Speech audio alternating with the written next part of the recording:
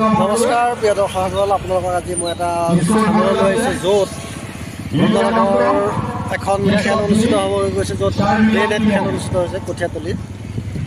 তাকে আমি চাবলৈ আহিলোঁ, পৰিৱেশটো অকণমান দেখাব যাব।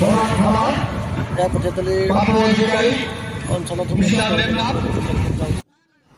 দিবা নৈশ ক্ৰিকেট প্ৰতিযোগিতা চোৱাৰ আনন্দই বেলেগ। ইয়াৰ পৰিৱেশটো সঁচাকৈ বৰ সুন্দৰ, সেইকাৰণে আপোনালোকৰ লগত ভাগ বতৰা কৰিবলৈ যত্ন কৰিলোঁ। সেইদিনাখন ইমানেই ভিৰ যে আপোনালোকৰ বাইক গাড়ী থ'বলৈ জেগা নোহোৱা হৈছে। কাষতে যিহেতু ৰাষ্ট্ৰীয় ঘাইপথটো অৱস্থিত, গতিকে ইয়াৰ পৰা ৰাষ্ট্ৰীয় ঘাইপথৰ ওপৰৰ পৰা যিটো এটা দৃশ্য হয় সঁচাকৈ অতি মনোৰম।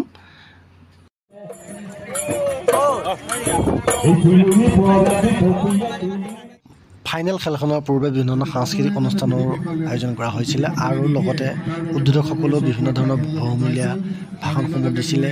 ইয়াত বিভিন্ন জাতি জনগোষ্ঠীৰ লোকসকল দেখিবলৈ পোৱা গৈছে। সাংস্কৃতিক যি পৰিচয় দাঙি ধৰিবলৈ সক্ষম হৈছে, কাৰণ দুয়োটা দলৰ খেলুৱৈসকলৰ লগত উদ্বোধকসকলৰ চিনাকি পৰ্ব আছিলে আৰু দুয়োটা দলৰ খেলুৱৈসকলক সুন্দৰকৈ শাৰী পাতি আছে। তাৰোপৰি সাংস্কৃতিক যি কাৰ্যসূচী আছিলে, কাৰ্যসূচীত ভাগ লোৱা বিভিন্ন যুৱ যুৱতীসকল তেওঁলোকেও আছিলে। দেখিছে এয়া আমি খেলপথাৰৰ মাজত অৱস্থিত আছিলোঁ।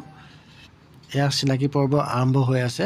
প্ৰত্যেকজন খেলুৱৈক চিনাকি পৰ্ব কৰাই দিয়া হৈছে, হেণ্ডশ্বেক কৰিছে বা কৰমৰ্দন কৰিছে।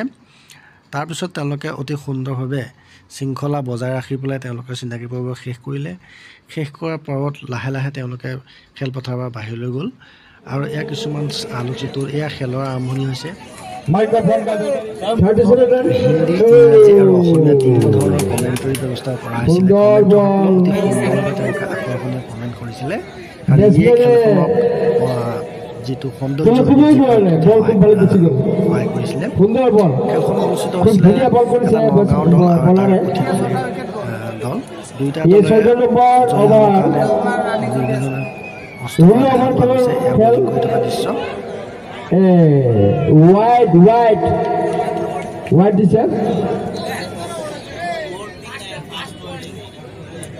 বলাৰজনে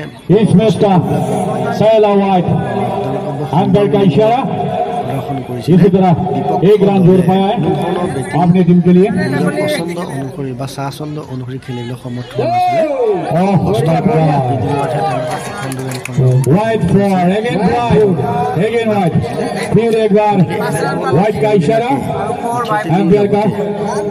যিবিলাক ওচৰ চুবুৰীয়া অঞ্চলৰ লোক আপোনাৰ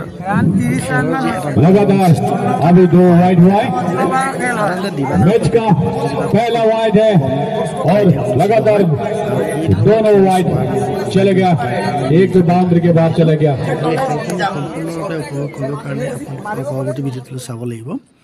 এয়া দেখিছে ভিডিঅ'টোৰ মাজত আমি কিছুমান দৃশ্য দেখাবলৈ দৰ্শকেও যথেষ্ট সঁহাৰি জনাইছে।